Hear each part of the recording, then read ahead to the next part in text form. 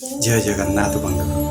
आज भागवतर आउ एक अमूल्य उपदेश को आपण को स्वागत करुच्ची। किसी लोक अच्छा जहाँकर कौन सी कथार टिके भी अधिका हो गले संपत्ति अधिका हो बा सौंदर्य अधिका हो बा पदमर्यादार अधिका हो मैंने क्या भी मानती मनीष को मनीष बोली भावती समस्त को तुच्छ न्यून बोली भावती से भागवतर कि सुंदर भाव कहला संपदे करे जे बढ़िमा काल भांगे तार गारिमा बुझीपारा ना जी संपद संपद माने ये धन रे हो बा पदरे हो बा सौंदर्य हो जी बढ़िमा देख माने समय समय तांकर गारिमा को भांगी देता जी कहे मु क्या कम मोठू कई बड़ नहीं से गारिमा को समय भांगी देता से धन संपत्ति उभई जाए से सौंदर्य मलिन पड़ जाए एवं से पदमर्यादा आपे आपे चली जाए।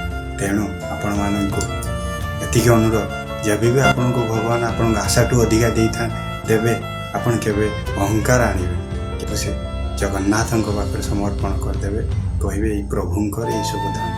जय जगन्नाथ।